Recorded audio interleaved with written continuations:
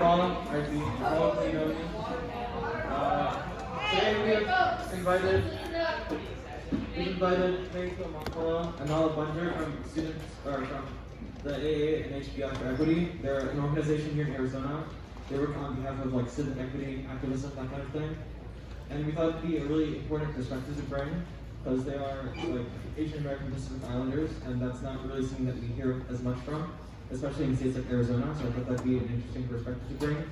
And also in regards to activism and civil rights and that kind of thing, that's a topic that many people are passionate about. So I thought it'd be great to bring to the school. And we did this on behalf of Student Community Society. We have meetings after school every Friday. So it's always open if you want to come in and see. Yeah, enjoy it.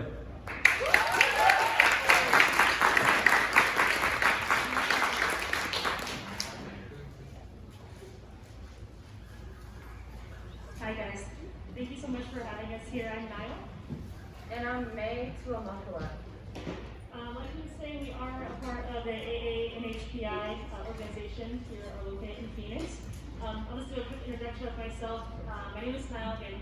I am the new Youth Community Outreach Director for the organization. A lot of my background before coming to this organization was heavily involved with climate change. I did a lot of conservation work specifying within the oceans, and I really started in the past couple of years getting really involved in the political side. And unfortunately, in order to assist with climate change rights, we have to assist with racial issues as well. They really go hand in hand. So that really helped bring me to this organization, especially when it comes to our missions and getting that involved with the Pacific Islands specifically. And my name is May Tiwamangkala. I am the Democracy Defender Director at AANHPI for Equity and also Advocates. Right now, we are working on fighting voter suppression bills. We're involved with the Voting Rights Coalition, and this year during the legislative session, there are over 100 voter suppression bills that we are fighting. So right now, we're reaching out to people to become members and to call legislators to tell them that we, the people, want to protect our democracy and want to keep voting rights here and to not create obstacles for other groups to vote. So that's one of the main things that I'm working on right now. The reason why I started at this organization was before this, I was working for a Latino organization called Puente Human Rights Movement, where we were pushing for a multicultural approach to social activism. And I was actually one of their first AAPI people they hired because they've been an organization for 14 years, mostly in Phoenix, and this was the first time that they had someone outside of being Latino. So after that, I came here. We organized the AAPI Visual at the state capitol for the Atlanta shooter victims in 2020. And then after that, we organized a unity march in downtown Phoenix where we had all kinds of groups come together and basically advocate for solidarity and unity. That's what we're here for, students for unity. And we just want to make sure that everyone knows that, we're not fighting each other. If anything, we need to work together. So, yeah. And just kind of to add to that as well, as like she was saying, it's about coming together. We want to make sure that marginalized communities have their voices heard in the voting process because it's our rights that we're dealing with. That is something that we should not take lightly. All right, quick question. Who is interested in advocacy or being an activist? Raise your hands. Anyone? Anyone into? Okay, that's a good amount. I do have my old speech video recorded from the Unity March that I was able to say in front of, Phoenix community members that I do want to share with y'all. But I want you to know that anyone can go to a march, a rally, and really share their story. Part of advocacy is telling your story and why it's important to fight a social issue that affects your family. So I'm just going to play mine. It's 4 minutes and just have you guys listen. All right. Harvey Clark Jr. and Cicero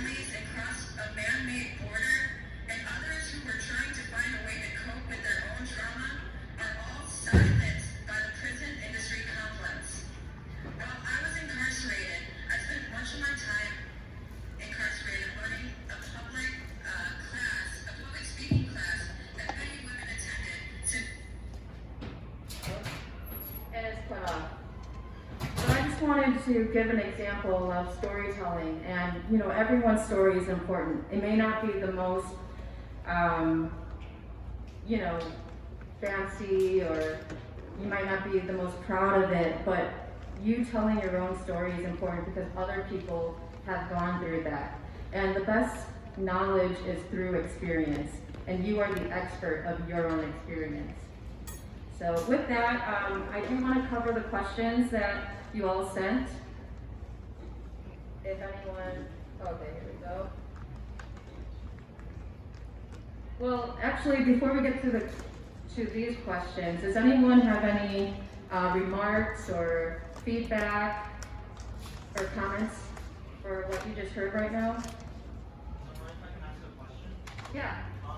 So you said you were arrested by the police. Would you say that your interaction with the police was more biased because of your like black, like your economic class, or more because of the police? It's definitely because of social economic class, race. I identify as LGBTQ, and during that time I was more masculine presenting. My hair was a buzz cut, so you never know what type of, if someone's homophobic or racist. So that could always be an issue. But when it comes to the criminal justice system, only people with money can afford attorneys. Everyone else, through prosecutors, they are given a plea bargain or go to trial. Where if you take your charge to trial, it's at least $10,000. And most people don't want to do that because there's a good chance that they're going to spend more time than what their plea bargain is. So the criminal justice movement, reform movement, is asking for prosecutors to be accountable and to not, not abuse their power by, bullying people into taking a charge, even when they feel like they're not guilty. They just don't have the resources. Anyone else?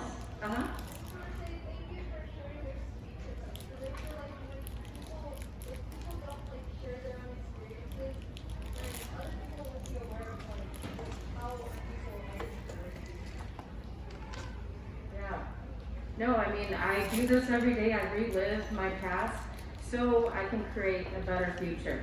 I want people to learn from my mistakes, but also learn that, sometimes the system doesn't make it easy for everyday people. And there's some ways that we can change it as long as we come into the movement, for social justice and speak up for one another. Okay, we're gonna go on to the first question. So the first question is, what are some of the main problems facing AAPI or some AAPI struggles you are fighting against? The Stop AAPI hate started because of all of the violence that was happening with, the elderly and people attacking them in the cities. But when COVID happened, many politicians painted a narrative that China was to blame for, this pandemic. And that caused a lot of people who follow the politicians to believe that, AAPI people are either, dirty, they are sick. I remember back in the day when SARS was a thing in China, and we used to get bullied for being Asian because Asians were filmed in the media with masks, and they were the only people that would wear masks out in public. And now we're out in masks. So, a lot of it because of COVID has stemmed unnecessary hatred and fear of individuals within that community, which is something that we are trying to fight against, so that people don't have misinformation and are making, unfair biases based off of someone for their nationality or ethnicity for, the pandemic, for example. And it did hurt a lot of AAPI small businesses. My favorite Chinese restaurant went out of business during this time because they were labeled as being dirty, when that's not the case. That's just racism. Also, another AAPI issue that we focus on as an organization is immigration reform. I just want to give an example of how immigration affects us. I mean, clearly, most of our parents were immigrants, or we come from immigrants. But back in the 1950s, 1 million adoptees from Asia, mostly from South Korea, were brought into Western countries. During that time, there was war, and then the Intercontinental Adoption Program was created to purge mixed-race Koreans who were born during the war from GI soldiers. A lot of these adoptees that came in weren't granted citizenship, and to this day are being deported, even though they spent their whole life here. Being part of this, intercontinental adoptee program, they felt, they were brought to a whole totally different world as an infant, felt like an outsider. There was a video of someone saying that, she felt like an alien here in the US because of the way she looked and the language that she spoke. But, I mean, that's why a lot of AAPI movements are supporting immigration reform and telling them, we should invest in communities and not cages when it comes to putting immigrants into ICE detainment centers and also deporting them. So immigration is one. And then also what the Stop AAPI Hate has done, which is not really talked about, is that it has created tension for the Black and the AAPI solidarity movement.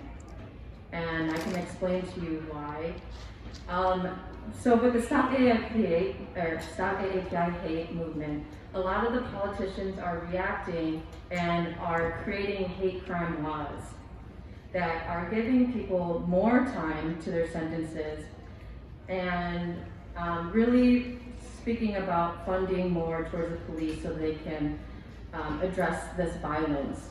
But as, I don't know if you've heard, but the Black Lives Matter movement is all about defunding the police and finding ways to fund community resources like the education system,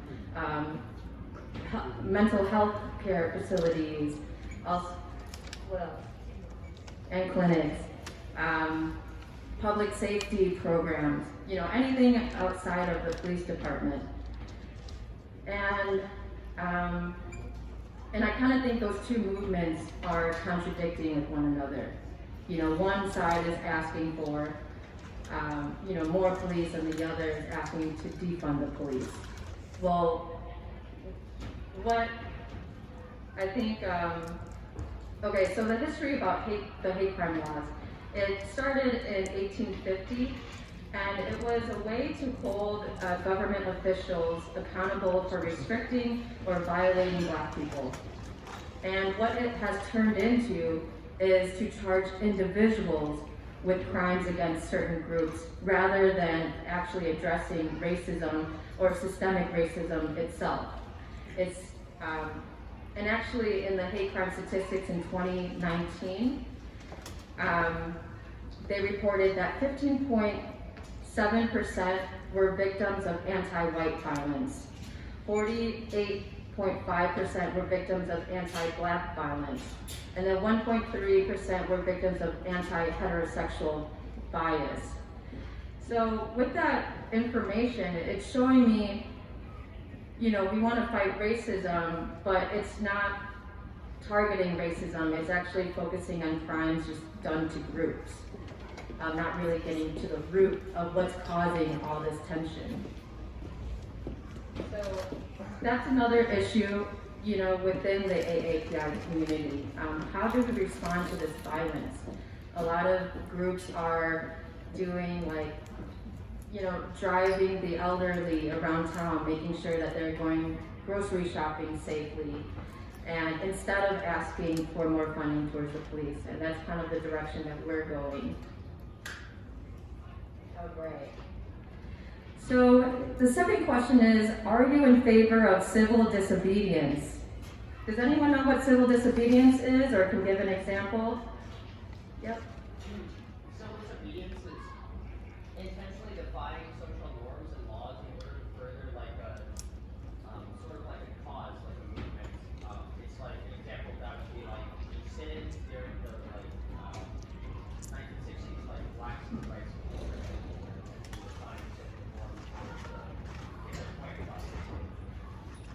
Yeah, no, that's exactly it.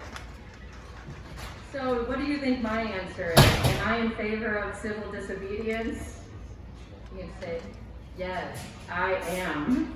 Because that is the only way you can change norms in society, really. For example, Rosa Parks addressed segregation that led to removing the Jim Crow laws.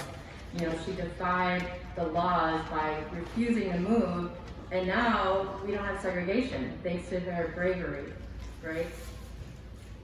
Also, many climate activists use civil disobedience to get their message across.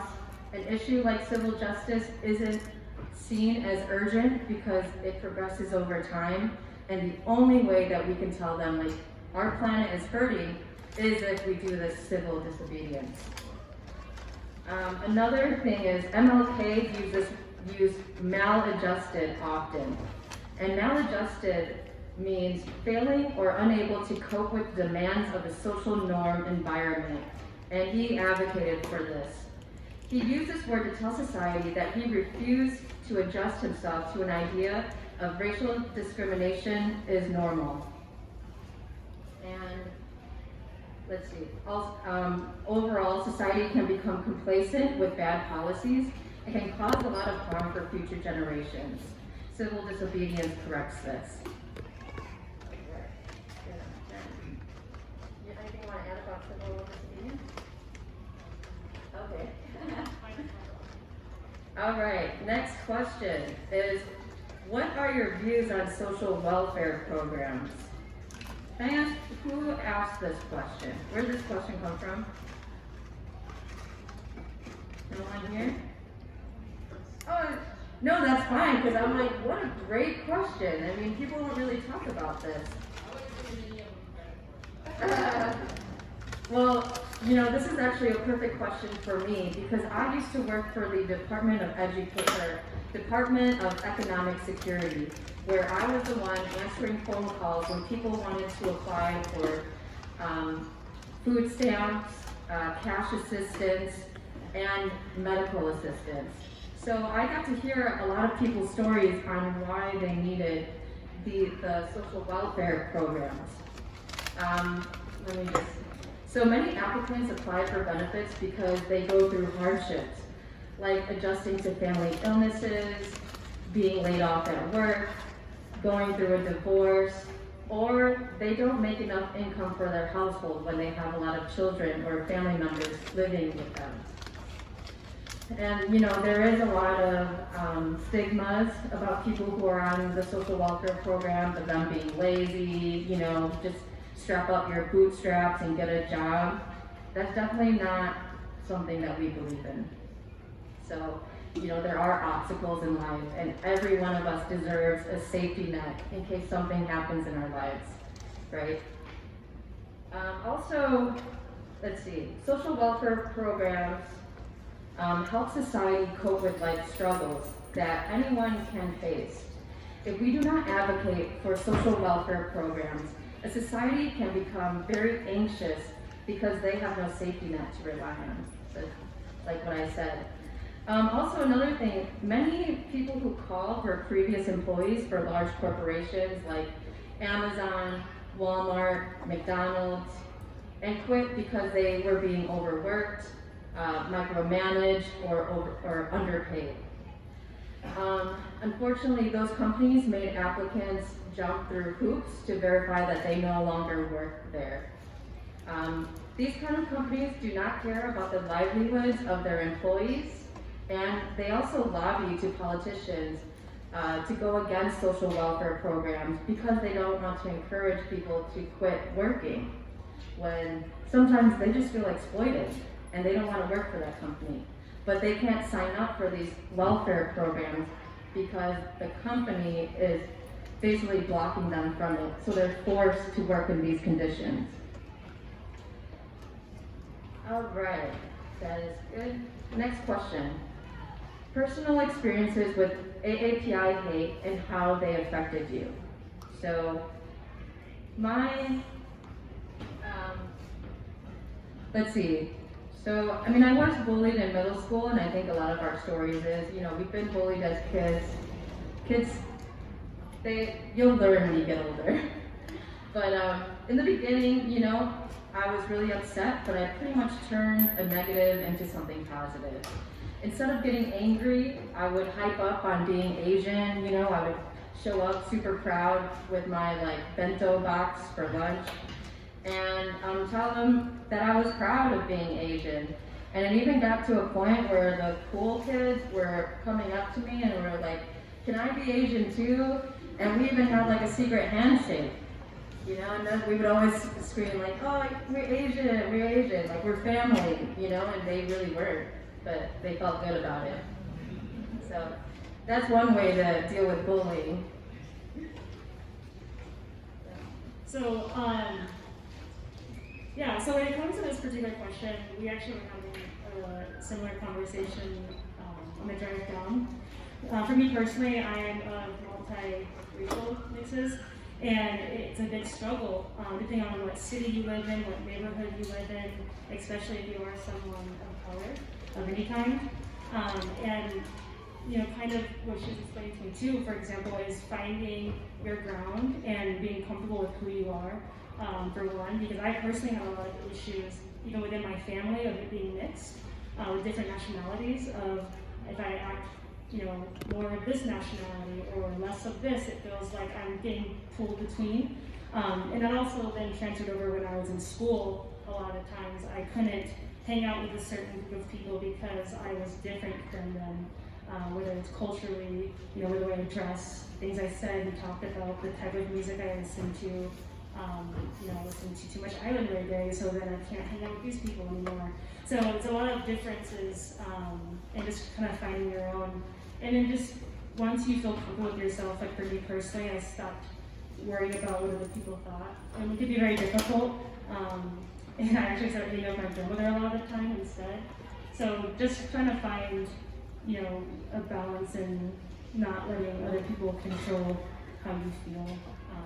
But yeah, there's definitely lots of things. Yeah, that is important. Let's see, can I ask a show of hands who's been bullied at the school, just for the teachers to take notes? No? Well, that's what I thought. I mean, this is a pretty... And nerds are cool. Everyone wants to be a nerd these days, so keep on going. All right, next question. Thoughts on cultural appropriation? Anyone think about this topic a lot, or does this get brought up a lot in school? Do people say they're, you know, someone's appropriating their culture a lot? Yeah? Okay, I mean, even with me as an adult, it's still, I'm on the fence with this, because as a person of color, I want people to appreciate my culture and to really indulge in it.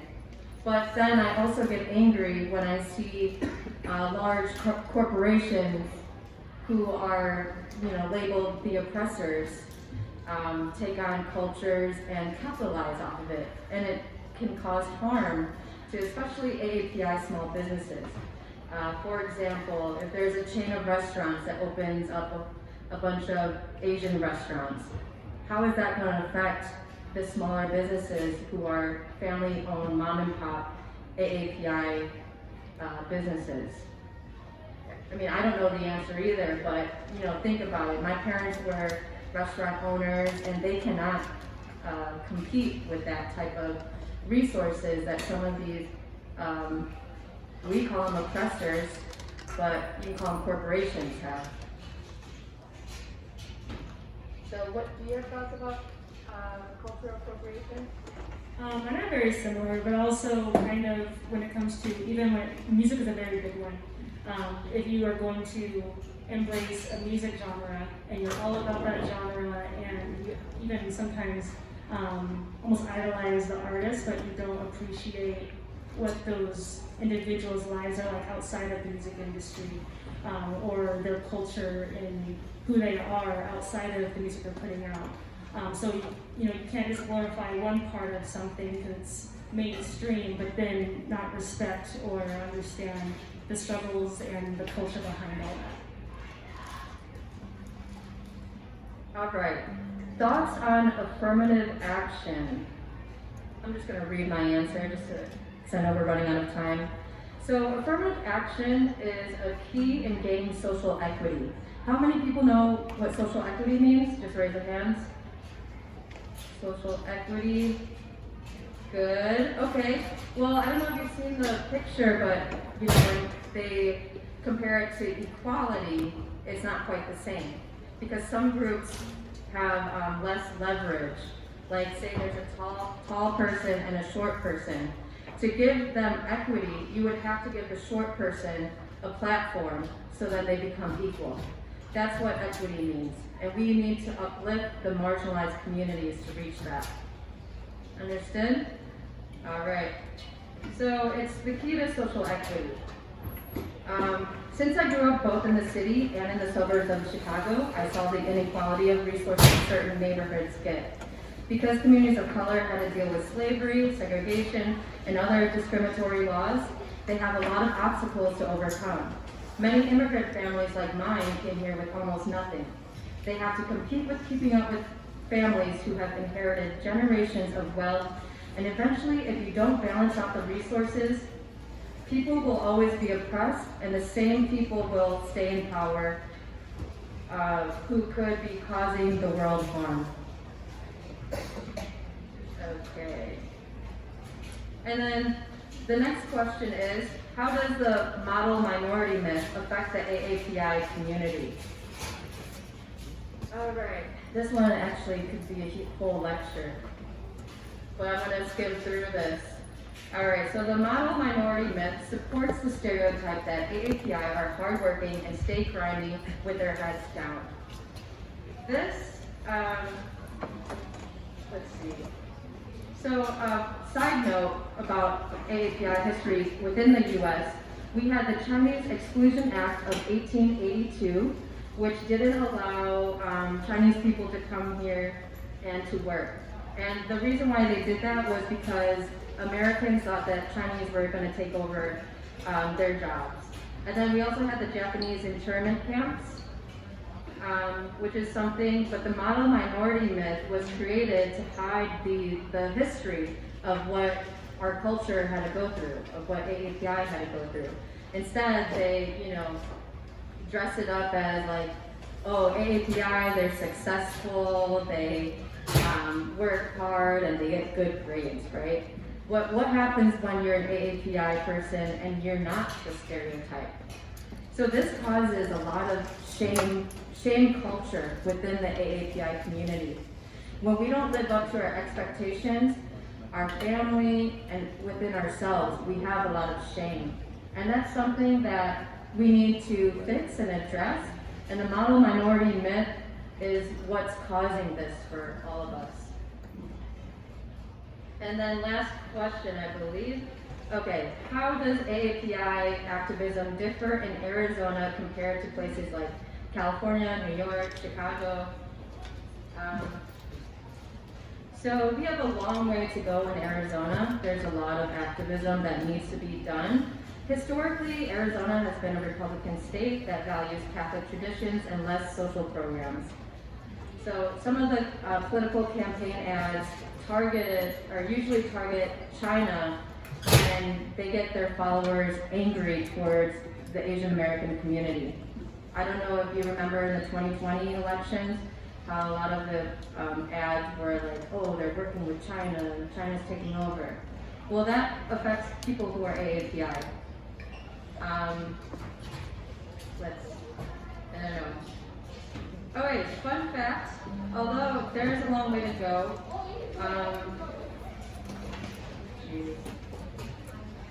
so the thing about New York, Chicago, California, they all have Chinatowns in their older cities. In Phoenix, we had a Chinatown back in 1870s to the 1940s, but it was demolished by developers. And fun fact, during segregation, the Jim Crow laws, Phoenix's Chinatown did not refuse business to Black community members. They were actually allies. So I think that's really good. It shows the history of our solidarity. But I know we're running out of time. I hope you learned a lot.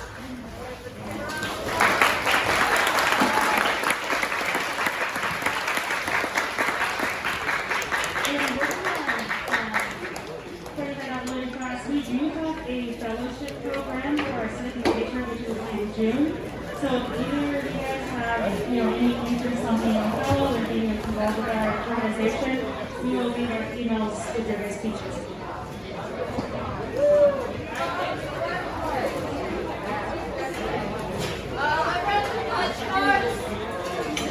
If anyone filled out a pledge form, you can just leave it at your table so that we can collect it. And feel free to grab a sticker or a t-shirt, tote bag, or a basket like that.